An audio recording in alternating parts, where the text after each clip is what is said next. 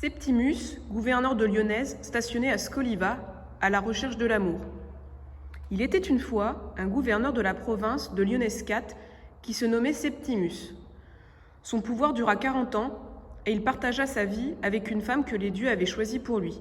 Je vais te raconter son histoire.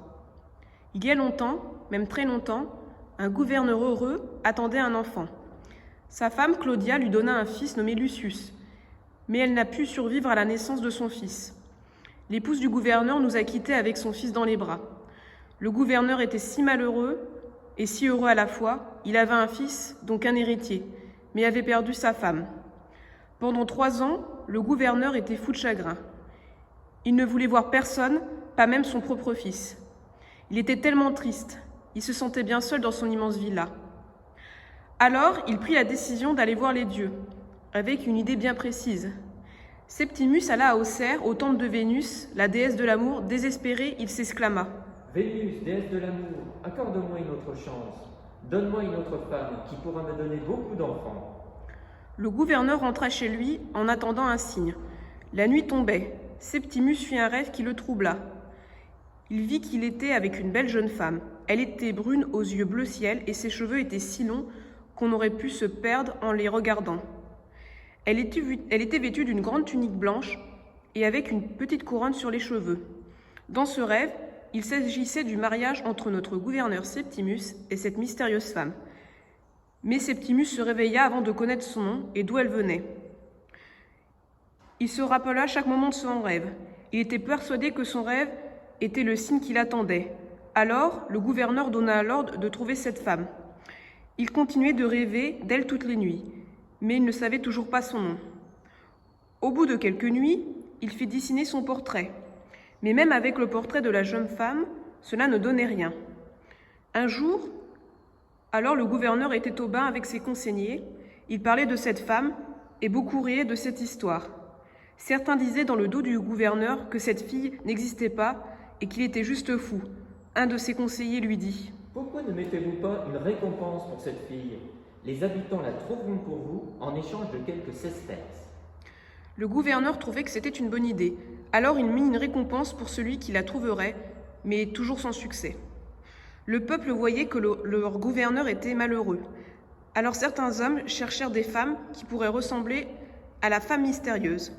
Mais le gouverneur Septimus n'était pas dupe. Il avait compris la mascarade et décida de ne recevoir personne à la villa, concernant la femme qu'il cherchait. Malheureusement, au bout de 2 ans, toujours rien. Aucune nouvelle ne venait. Mais un beau matin, un soldat vint le voir pour lui annoncer une nouvelle importante. Il lui dit essoufflé « Maître, je l'ai vu. » Le gouverneur, un peu troublé de la nouvelle, répondit au soldat « Comment oses-tu me déranger de bon matin? Mais qui as-tu donc vu pour me déranger ainsi? Parle immédiatement. » Le soldat répondit « La fille de vos rêves, celle que vous cherchez depuis 2 ans, maître. » Le gouverneur ne parlait plus, comme s'il pensait la situation impossible. Puis il se mit à hurler. « Comment oses-tu te moquer de moi? C'est une trahison envers ton gouverneur. Tu mourras pour ton impertinence. Garde, emmenez-le. » « Maître, je vous en prie, elle est avec moi, elle attend devant votre villa. Je vous en prie, épargnez-moi. » dit le soldat d'un air effrayé. Le gouverneur ne voulait toujours pas le croire. Il lui proposa donc un marché. « Bien, je te propose, si tu dis vrai, de te couvrir d'or. En revanche, s'il n'y a personne ou que la femme n'est pas elle, prépare-toi à mourir. » Le soldat et le gouverneur allèrent dehors. Septimus vit une femme au loin. Le soldat l'appela pour prouver que c'était bien la femme qu'il cherchait tant. Celle-ci se retourna et alla vers le gouverneur. Elle s'inclina, mais le gouverneur lui dit d'arrêter. Il lui demanda « Ma chère, cela fait tellement longtemps que je vous cherche. Je n'ai qu'une question. »« Laquelle, maître ?» répondit-elle. Septimus, en ne la quittant pas des yeux, lui demanda « Quel est votre nom, jolie dame de mes rêves? »« Maître, je me nomme Isia, répondit-elle, la tête bien haute. Le gouverneur Septimus lui répondit « Quel joli prénom! C'est un magnifique prénom pour une épouse de gouverneur. » D'un air étonné, elle lui répondit « Épouse du gouverneur, moi? Oh non, maître! J'ai vécu toute ma vie dans une ferme. Je ne serai pas une bonne épouse pour vous. Et puis, je vous prie de m'excuser, mais je suis promise à un autre. » Septimus se mit en colère. « Comment ça? Vous êtes promise à un autre? Vous allez devenir ma femme et me donner beaucoup de fils. La déesse Vénus me l'a dit. » D'un air effrayé, Isia tenta de prendre la fuite, mais la garde du gouverneur l'arrêta et la ramena vers Septimus qui attendait à l'intérieur. Isia demanda. « Maître, pourquoi moi? Je ne suis qu'une simple paysanne, et je vous rappelle que je suis promise à un autre. » Oui, vous êtes promise à moi, et pas à je ne sais quel paysan. Vous serez ma femme, et je vais demander à votre père de venir pour qu'il m'accorde votre main. Dit Septimus d'un air sûr de lui. La jeune femme lui répondit d'un ton agressif. « Je vous ai demandé pourquoi moi, et ne dois-je point vous aimer pour un mariage ?» Le gouverneur choqué riposta. « Je vous ai choisi car les dieux vous ont mis sur mon chemin de gouverneur, et que nous sommes faits pour être ensemble. Je vous aime et vous m'aimez aussi. Alors nous nous marierons et serons heureux. » Isia lui demanda en colère. « Mais où avez-vous entendu que je vous aime? Cela est faux. Vous êtes mon gouverneur. Mais à part cela, nous ne nous connaissons point. À quoi bon faire un mariage si l'on ne s'aime pas ?» Le gouverneur ne répondit pas et ordonna aux gardes de l'emmener dans la chambre de l'épouse du gouverneur. Septimus se posait beaucoup de questions. Est-ce que les dieux se moquent de moi? Ou encore, pourquoi ne veut-elle point m'épouser? Septimus avait tellement de questions qu'il ne put fermer l'œil de la nuit.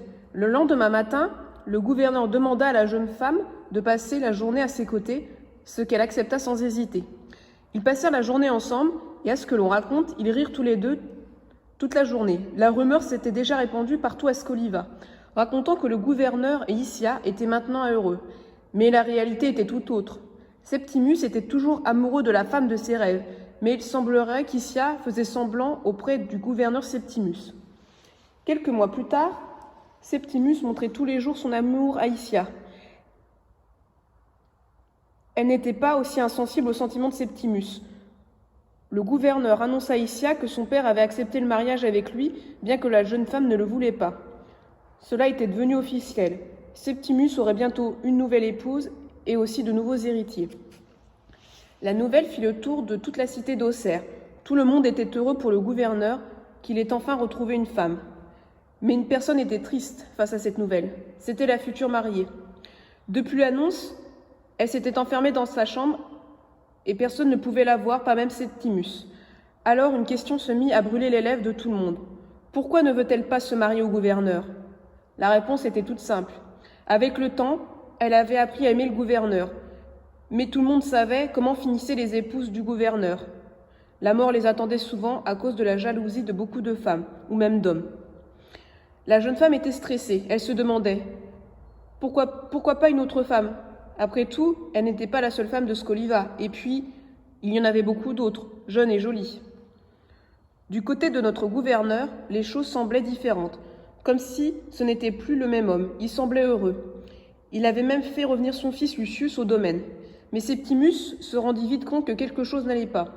Depuis que Lucius était arrivé, il n'avait pas parlé, pas un mot. Septimus lui demandait « Mon fils, rends-moi fier et parle. Dis-moi que tu veux devenir un grand soldat, comme je le souhaite pour ton avenir. » Mais Lucius ne disait rien.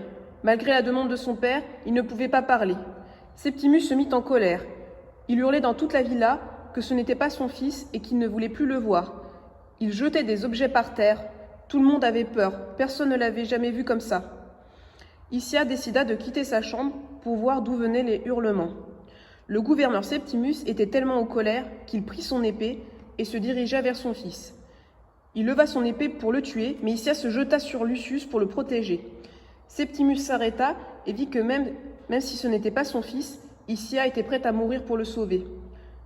Ce qui prouva au gouverneur qu'elle serait une excellente mère, et par ce geste, Septimus tomba un peu plus amoureux de la jeune femme. Isia demanda violemment « Mais qu'est-ce qui vous prend de vouloir tuer un enfant? Comment aurait-il pu se défendre? Enfin, vous êtes fou ?» « Je ne suis pas fou, juste en colère que mon unique héritier ne sache pas parler. Comment aimer un enfant s'il ne sait pas parler ?» répondit le gouverneur calmé. Isia, choquée de ces paroles, lui dit « C'est votre fils? Et vous étiez prêt à le tuer? Vous vous êtes jamais dit que c'est peut-être sa différence qui fera de lui un grand homme ou un grand gouverneur? Et je ne pense pas que c'est sa différence qui vous empêche de l'aimer, maître. » Isia prit l'enfant dans ses bras et partit. Jouer dehors avec Lucius. Le gouverneur réfléchissait beaucoup à la phrase que lui avait dite Isia. Vous êtes-vous jamais dit que c'était peut-être sa différence qui fera de lui un grand homme? Le gouverneur se dit qu'un général n'a pas besoin de la parole pour gagner des guerres. Isia après avoir vu les difficultés de Lucius, décida de lui apprendre à parler, afin qu'il puisse dire à son père qu'il voulait devenir un guerrier. Mais même avec les sentiments qu'elle éprouvait désormais pour le gouverneur, elle ne pouvait oublier ce qu'il avait failli faire à son fils. Quand Septimus entendit qu'Issia allait apprendre à parler à Lucius, il eut soudain une idée. « Ma chère, j'ai appris ce que vous voulez faire pour mon fils, et je vous en remercie. Mais je me dis de plus en plus que finalement, vous avez le rôle de mère pour lui. » Issia lui répondit. « Je ne suis pas sa mère, il n'en a eu qu'une seule pour l'aimer. Mais moi, au moins, je peux lui donner de l'amour et l'aider. Et puis, d'ici peu, je serai sa belle-mère. » Le gouverneur, touché par ces paroles, décida de partir, mais avant, il dit. « Au fait, ma chère, j'ai oublié de vous le dire, mais il faut que vous alliez faire votre essayage de tunique pour le mariage. Il ne vous reste plus qu'un mois avant cette belle grande cérémonie. Puis vous serez alors l'épouse du gouverneur. » Et il partit. Le lendemain, le gouverneur fit venir les couturières de Scoliva pour faire la tunique d'Issia. Tandis que le gouverneur partit à Rome pour rendre compte devant le Sénat des affaires de la province, Issia se retrouva seule avec Lucius. Mais la future épouse du gouverneur de Lyonnaise était curieuse. Alors elle alla demander où était parti le gouverneur. Cela lui semblait bizarre. Pourquoi le gouverneur irait-il à Rome à ce moment précis? Alors elle décida d'aller dans le bureau du gouverneur pour avoir des réponses, mais ne trouva rien. Cependant, elle remarqua qu'un papyrus important, aussi bien pour elle que pour lui, manquait. Elle décida de n'en parler à personne et d'attendre le retour de Septimus pour lui en parler. Le mariage fut retardé, car le gouverneur n'était toujours pas rentré. Cela faisait un mois que Septimus était parti. Pendant ce temps, Lucius avait appris à dire quelques mots, mais savait surtout très bien écrire, ce qui étonna tout le monde vu son jeune âge. Issia n'abandonna pas. Elle continuait à enseigner à Lucius à parler, et ce fut un petit garçon qui apprenait très vite. Un mois plus tard, le gouverneur fit savoir son retour. Tout le monde était impatient, car qui disait retour du gouverneur disait le mariage que tout le monde attendait. Pour se marier, le plus tôt possible, Septimus donna l'ordre depuis Rome de préparer le mariage pour que tout soit prêt et se passe le plus vite possible. Il ne savait pas ce qui l'attendait. Tous les serviteurs préparaient le mariage comme le demanda le gouverneur. La future mariée n'avait plus l'air du tout de s'y opposer, ce qui semblait bizarre vu qu'elle ne voulait pas l'épouser au début de leur rencontre. La suite au prochain épisode.